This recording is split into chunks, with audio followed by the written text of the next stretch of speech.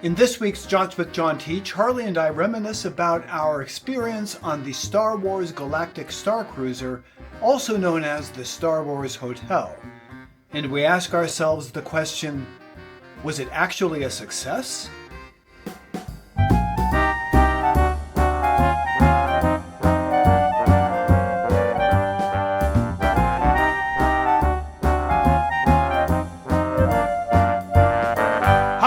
Howdy, and bright suns, and welcome to Jaunts with John T. I am John T. This is Charlie. Hey. Hello, and we are here to talk about the Galactic Starcruiser, aka the Star Wars Hotel. Now, I know what you're thinking, it's closed. It closed a while ago, but the reason we want to talk about it now is really kind of two things happened that made me really think about this and want to kind of go back and revisit the Galactic Starcruiser. And first was the announcement from Walt Disney Imagineering that they are converting the space that held the Galactic Starcruiser into office spaces for WDI, for Walt Disney Imagineering.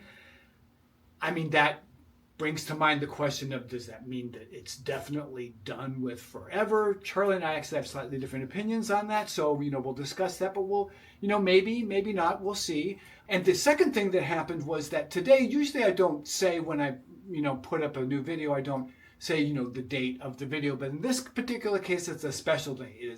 This video is going up on April 1st 2025, and what happened 2 years ago for us on April 1st of 2023, 2 years ago. What were we doing? We were on the Starcruiser. We were on the Starcruiser. As a matter of fact, April 1st was actually our, what do they call it when you leave a cruise ship? Disembarkation. Disembarkation, yeah. So that was our disembarkation date. But the main thing I want to talk about is that in my mind, and I would put out there in the minds of most, if not all, of the people who actually experienced the Galactic Starcruiser, it was not the epic failure that everybody says it was. Yes, it closed. Yes, financially it was a failure. But for those of us that actually did it, it was a great success because it was an amazing experience. Now, before we go any further, I think it's important that we give a big shout out to Len Testa and Christina Harrison at touringplans.com. I reached out to Len a little while ago and said, hey, I have this idea for a video I'm putting together. And I asked him for if he had any video that he'd like to share. And boy, did he come through. A whole bunch of video and some pictures as well. Most of the video was taken by Christina Harrison from Touring Plans. And so pretty much everything that you're going to see in this video is from them. Any footage you see on the Starcruiser is mostly going to be from them. Some of it was taken by me or Charlie, but most of it's going to be from them. So a big shout out from them. And if you are a fan of Disney parks, if you're a fan of themed entertainment, and you are not using Touring Plans as a resource, then you are not doing it right. We'll put a link to Touring Plans down below, but you should definitely check them out. Hashtag not sponsored. And by the way, we will be hearing from Len later. He's got a bit of a story that he wanted to tell about his experience with the Starcruiser. So we'll be hearing from Len a little bit later. We'll also be hearing a bit later from our friend Taylor Thomas Wolfe. All right, so let's talk a little bit about the history. I want to talk about the history mostly in the context of how Charlie and I came to actually do the Starcruiser, because our experience was a little bit different, I think, than most people's, right? Yeah, and because we came into the whole thing a little differently. Let's just put it that way. But we'll get to that in a minute. But one thing I do want to say about the history of the Starcruiser, and I'm not going to get into the history really here and go through all the details and all that kind of stuff. There are lots of videos out there that give the history of the Starcruiser and how it was introduced, all that. It was introduced at the 2017 D23 Expo. I was there. You were not at that. No, this shirt is from that, though. Oh, that's right. I bought you that shirt. Yes, because I was in France at the time. Oh, right. Charlie was in France as a studied abroad. Studied abroad. Thank you very much. Semester abroad. I do think, in a sense, I think that the Galactic Starcruiser was almost doomed from the beginning. And one of the reasons I really feel that strongly is because when they first announced it, almost immediately, people started referring to it as the Star Wars Hotel. Calling the Galactic Starcruiser experience a hotel in my mind, is like calling a luxury cruise line a ferry, right? I mean, does it do the basic job? Yeah. It is a building with rooms and beds in them where you sleep. And to they pay have, to sleep. And you could have, and they had food available. Yeah, but in fact, I would say it had more in common actually with a cruise line. Yeah. Absolutely. The way that it was run like a cruise line, and the whole story. And again, I'm not going to get too much into the story. Again, there are lots of videos out there that get into a lot of detail about the Galactic Starcruiser. But the short version is that the kind of story that was being told was that you were on what they call a Galactic Starcruiser. It's like a cruise line, but in space, right? I think another thing that they really had a problem with was when they announced how much it cost, right? And that was a big issue. For those of you who don't know, it was basically about $6,000 for 2 nights for 2 people. A little less than $6,000. So that's obviously a lot of money. I mean, even a luxury cruise line, 2-night cruise, probably wouldn't be $6,000. It was a lot of money. Was it worth it? Debatable, and we'll get into that a little bit later, but that's how much it cost. And when they came out with that pricing structure, there was a lot of backlash online. It's like, oh, how could they be charging so much? And Disney is just only, catering to the very rich and all that kind of stuff. Honestly, all that criticism is legit. Yeah. Absolutely. But that doesn't take away from the experience itself. It was what it was. And one way that I look at it is I ask myself this simple question. Would I rather today, now, 2 years later, would I rather have the $6,000? Or would I rather have the memory of us doing that experience? I didn't pay, but I don't regret it. Well, you paid a little. Yeah, I paid. Yeah. I paid for most of it. It's what dads do. What can I say? But yeah, I'd rather have the memory of that experience. Hello. I want to start out by saying that I 1000% think it was worth a trip on the Star Cruiser, and given the opportunity again, I would do it in a heartbeat. As soon as we finished and got off, I said, I wish I could do that again. Because by that time we knew that it was closing. But I think that I would consider myself a mid-level Star Wars fan just because I know the high-level Star Wars fans and I don't quite make it to that level. But I do love the franchise. I love the stories. I love the characters. And I'm also a fan of the theater. And just the immersion into that story and being surrounded by the story everywhere you went and in every aspect of what you were doing was incredible.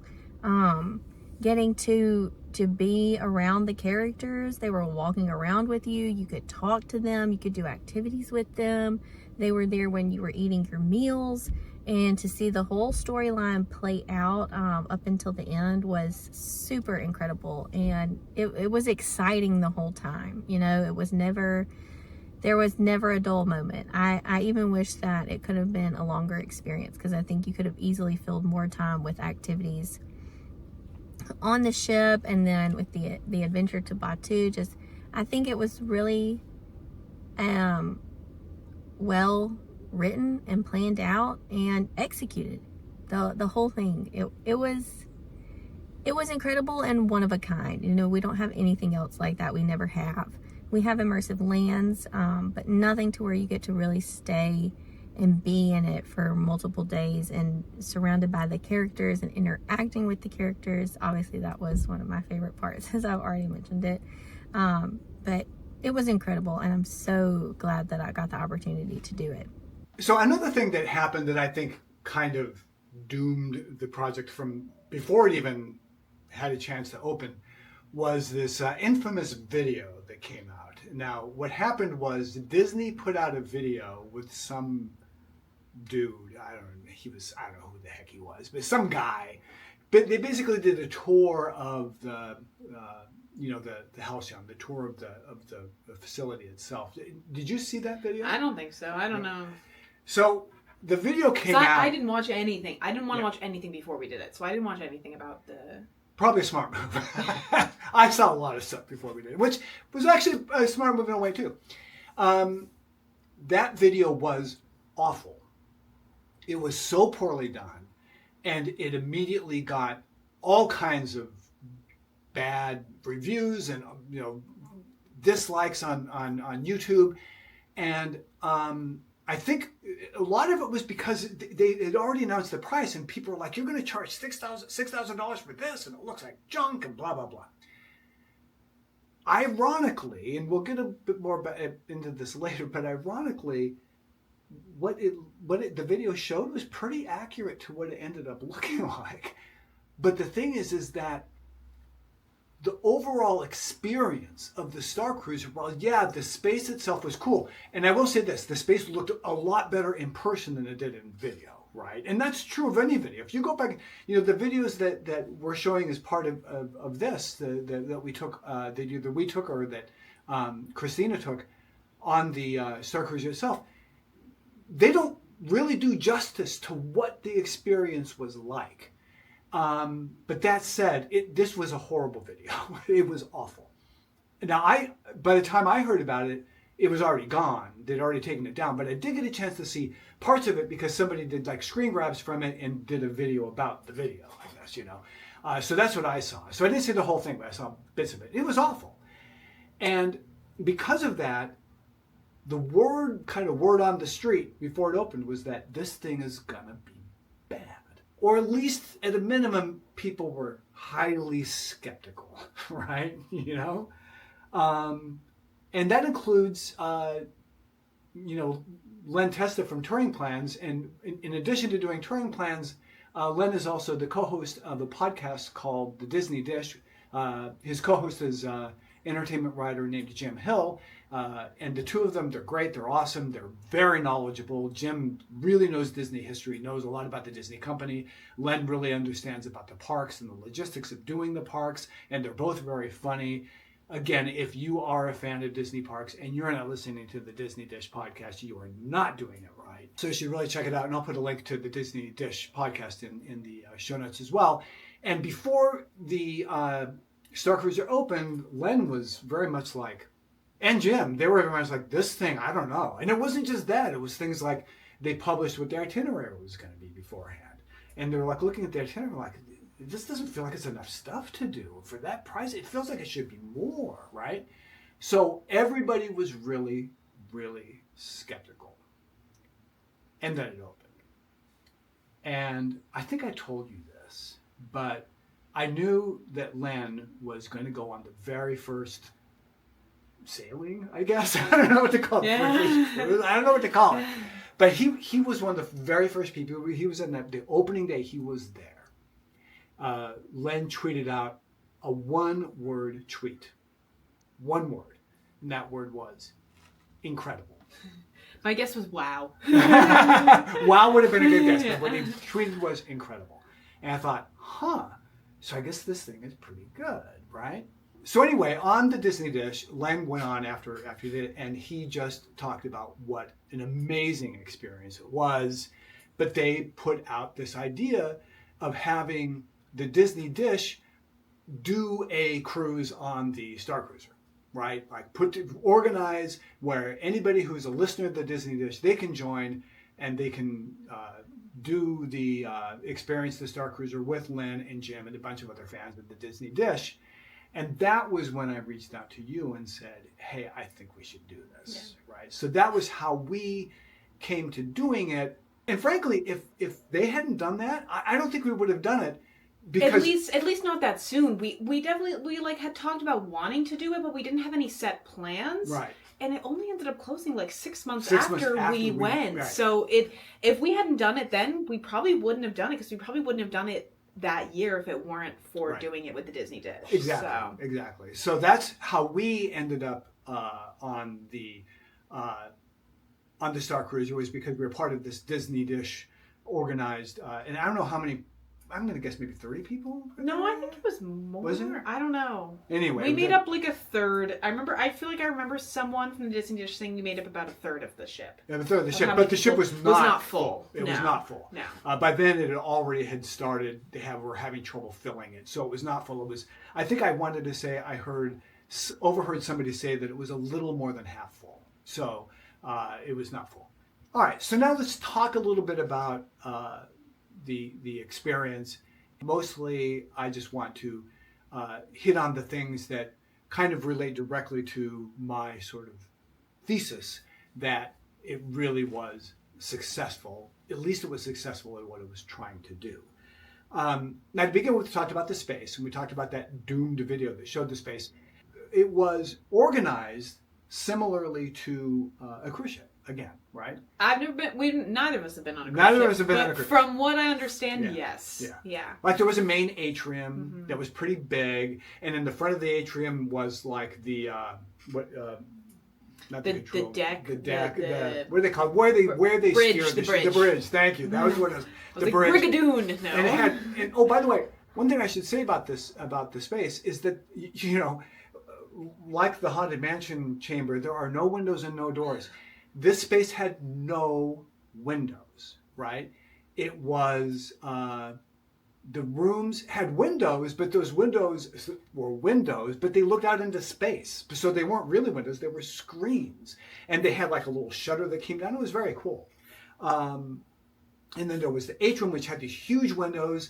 And every once in a while, when we would go from one place to another, we would go into hyperspace. And, you know, they say, okay, we're going into hyperspace. And they did it several times during the course of the 2 days. And that was really cool because everything was seen by. Plus, even if you were in your bedroom, if you were in your stateroom, yeah, you would be seeing you go through. The whole ship goes through. The whole ship goes through hyperspace. So it was very cool. It was very cool. Now, I do want to talk a little bit about the rooms themselves, which again were, you know, they were themed like Star Wars rooms. They had these really cool bunks that were like built in, and it looked very Star Warsy. And there was absolutely nothing in the room, is anywhere in the ship, and certainly not in the room, that broke away from the reality that you were in space and you were part of the Star Wars universe. Nothing broke that at all.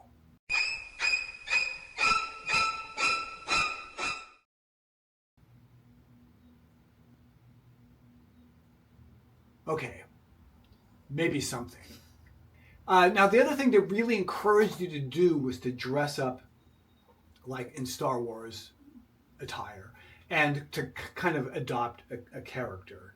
And some people did this to more or less degrees. And frankly, there were some people, even some people in our group, who didn't do it at all. There were people walking around in shorts and t-shirts. Charlie and I did decide to kind of dress up, and we took up on these characters.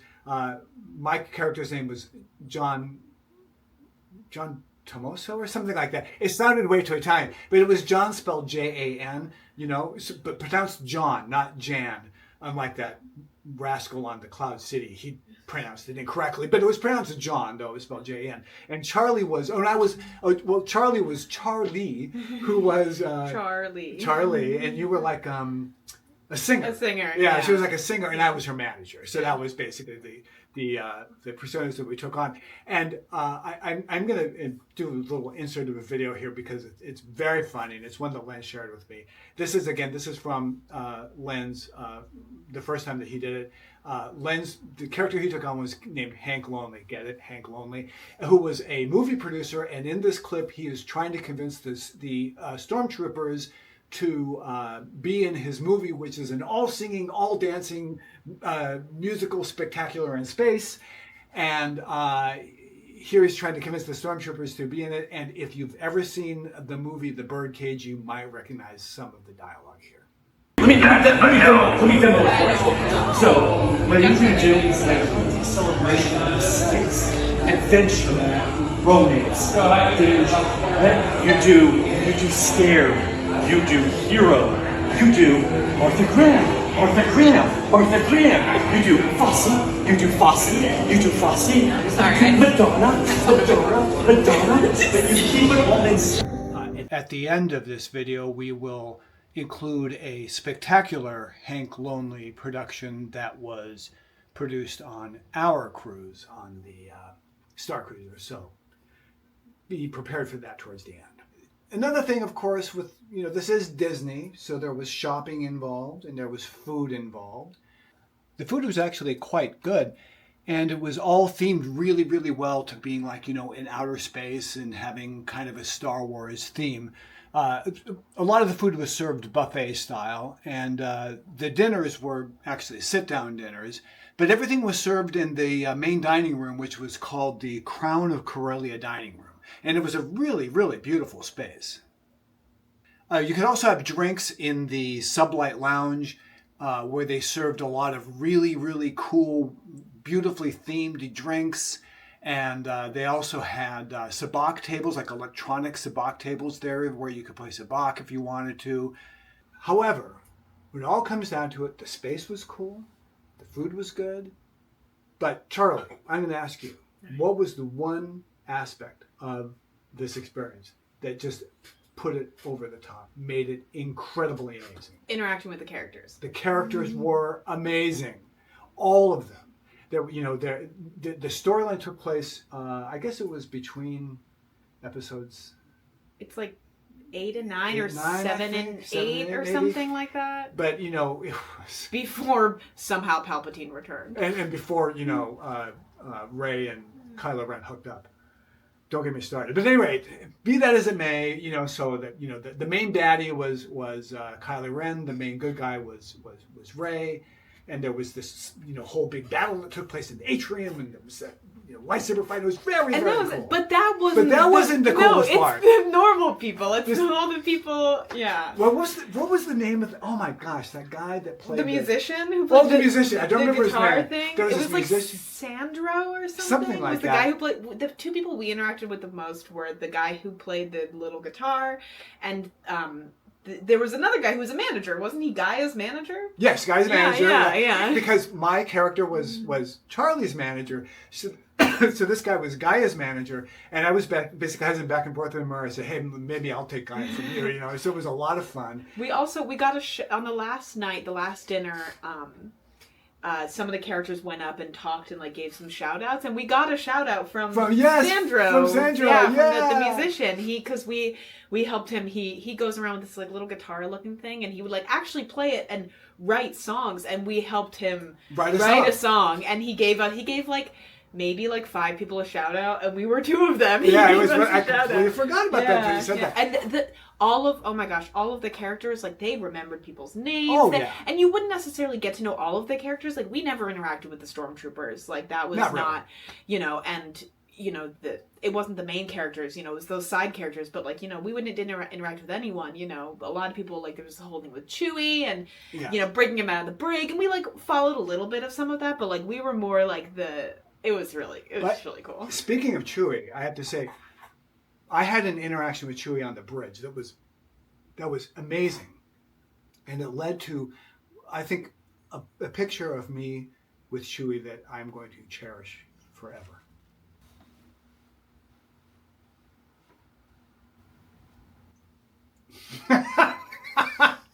Okay, so but the character was the bad guy, the colonel or whatever.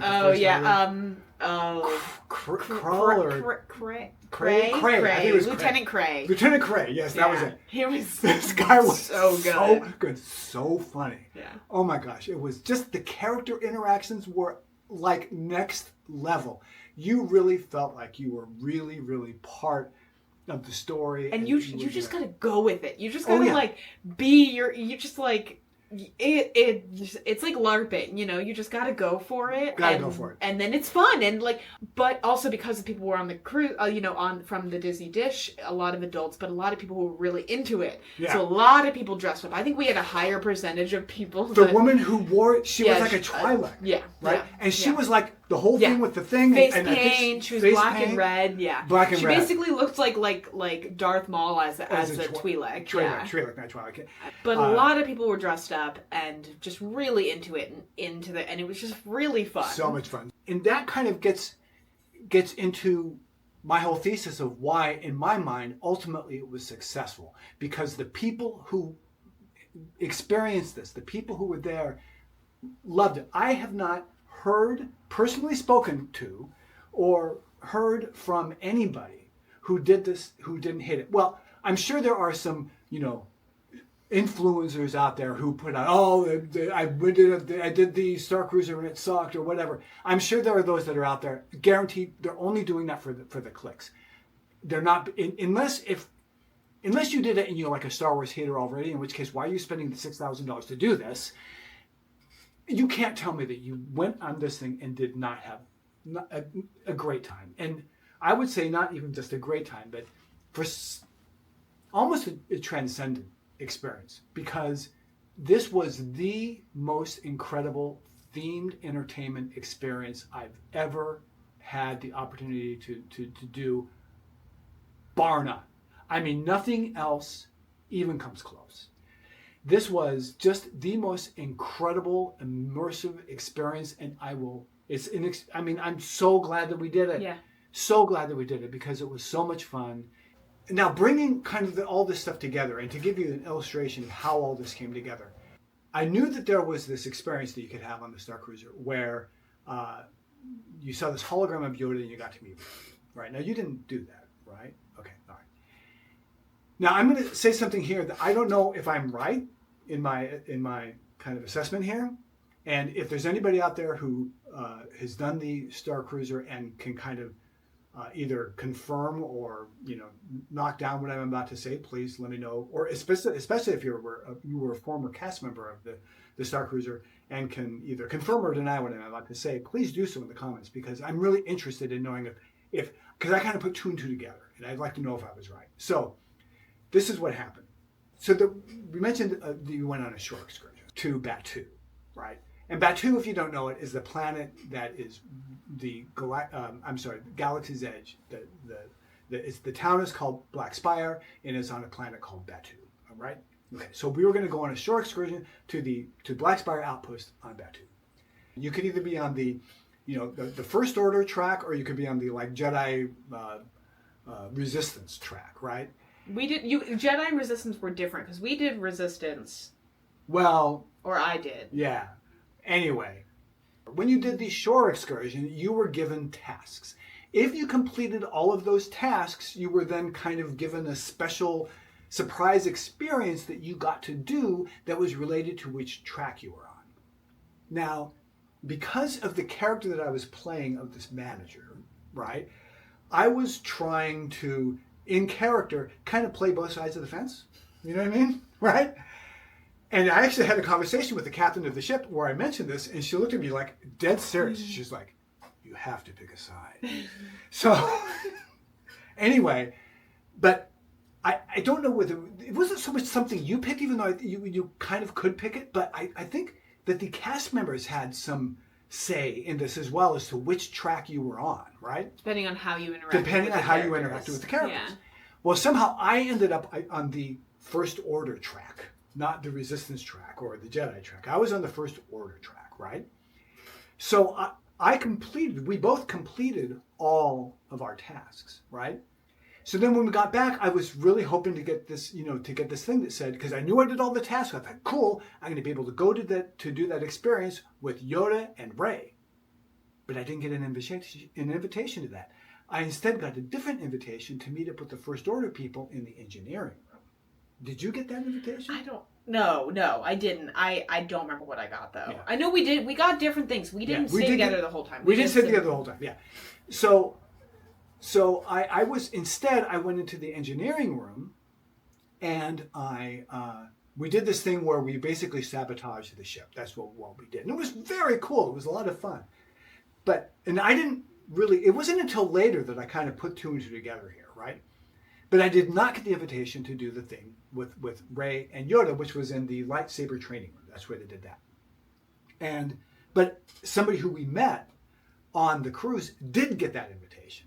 So I wanted to do that. So, and my apologies for mixing my sci-fi metaphors here, but I pulled a Kobayashi Maru. Do you know what that? No. A Kobayashi Maru is from Star Trek, and it basically is, I cheated. So what I did was, this guy who we had met on our cruise, he got invited to the Yoda thing. And I just basically said to him, hey, mind if I join you? Mind if I just tag along? He was like, yeah, sure, come along. So Shout out to Gray Hauser. Thank you so much for letting me tag along. And the really funny thing was that the cast member who let us into the room to do that particular experience gave me serious side eye. But he let me in. So I was able to get in. I basically pulled I'm with him kind of thing. And he let me in, so it was cool. So I was able to experience both. I saw because I realized I didn't really say this, but because my theory is that if you were on the First Order track, you got invited to and did everything that you were supposed to do in the shore excursion, then you got invited to do the sabotaging of the ship thing. Whereas if you were on the whether it's the Jedi track or the Resistance track or whatever it was, then you were invited to do the Yoda thing. I got to do both, so good for me.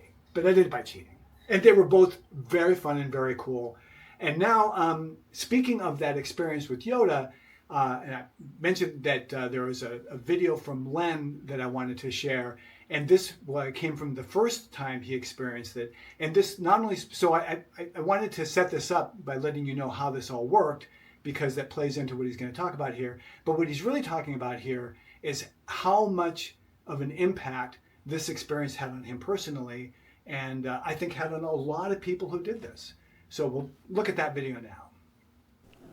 All right, I think I've told this story before, but it goes like this. I was on the inaugural voyage, and nobody knew what they were doing on the first voyage. So one of the things that I decided to do was to just say yes to anything that anyone asked me to do, no matter what it was. And that included grinding out all of the things that the Play app told you to do on Batuu, all of the different tasks, basically going through all of them until no tasks were left to be done. No one was asking me any more things. That took under 3 hours, just under 3 hours to do in Batuu. And at the end of the day, I'd done everything in the park. There were no more assignments to do. I think I was one of like 3 or 4 people to do that. And again, remember, we didn't know what we were doing, so we didn't know that there was an expectation that we would do that, right? So one of the rewards that we got for grinding out everything on Batuu was to be the first to see the Yoda hologram. And we also got some one-on-one time with Rey.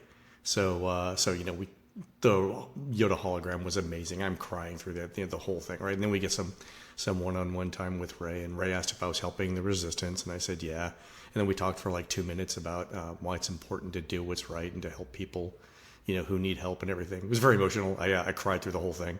And then afterwards, I found my sister who was on the Starcruiser with me, who was filming, ambient stuff around the Starcruiser. And I was like, I don't care what anybody says about this place. I've spent more on therapy and I've got less out of it than what just happened right there.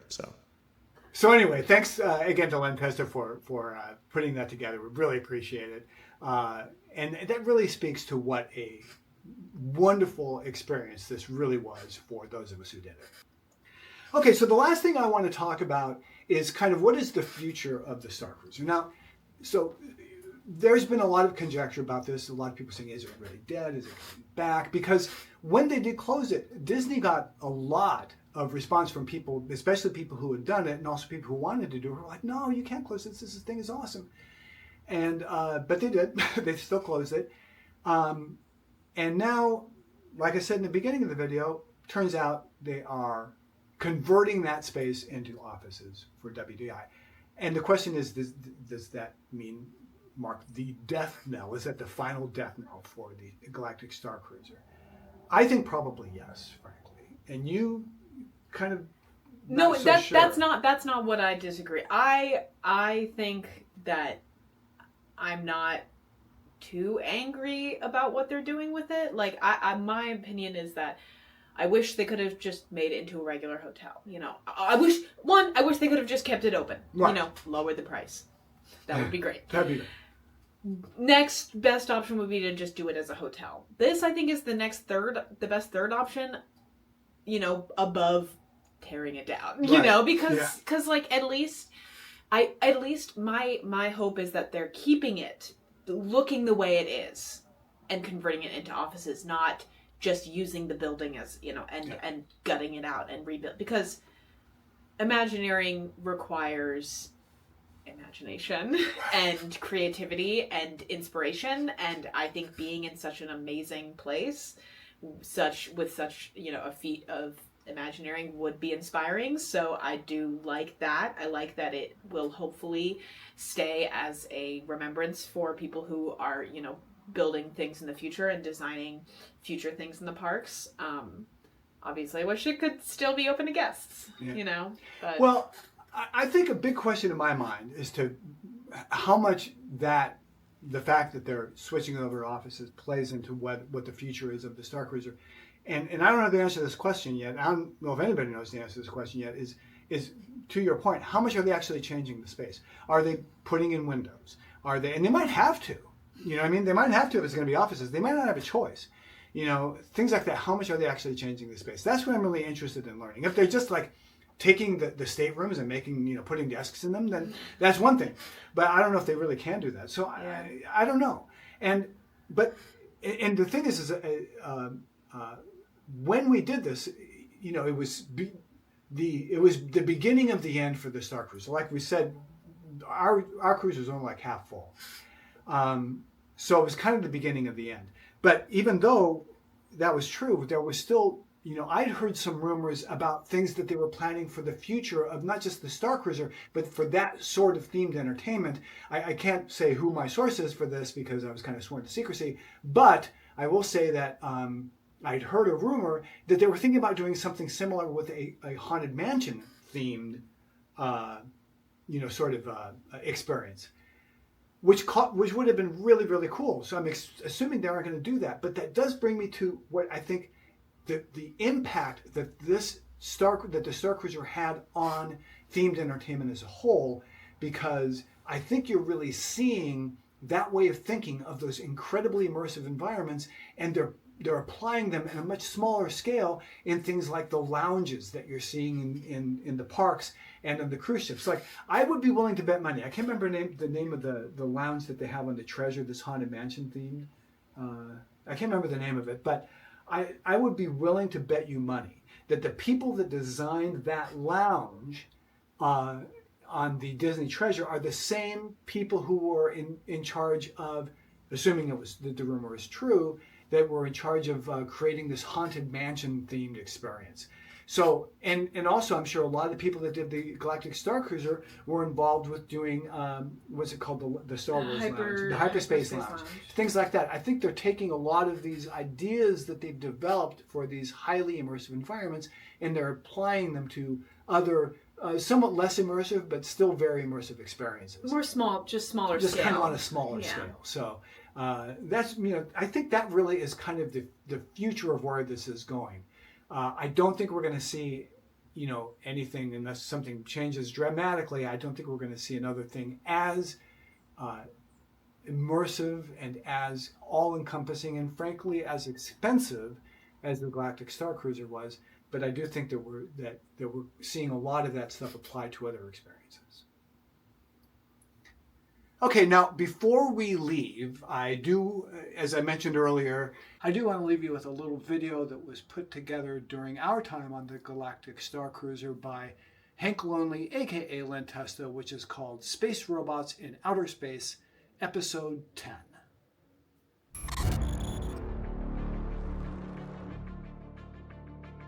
In a galaxy on the brink of chaos, a legendary Starcruiser, the Halcyon, stands as the last hope for peace.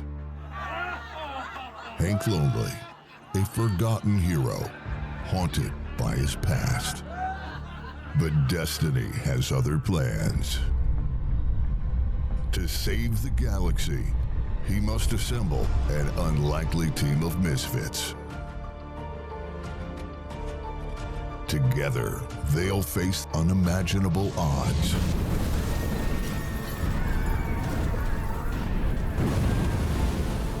Unravel a sinister plot. That is a literal star of death. You're in danger, girl. And learn the true power of friendship.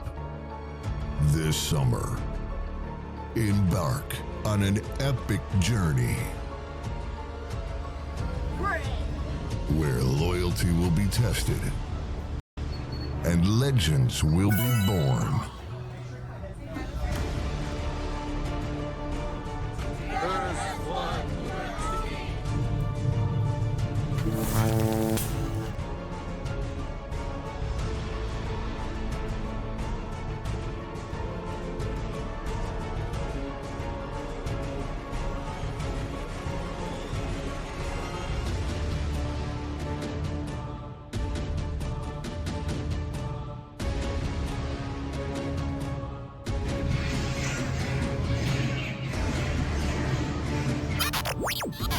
Don't miss the most thrilling adventure in the Space Robots and Outer Space saga. Battle for the Halcyon, The Last Star Cruiser. In theaters this summer.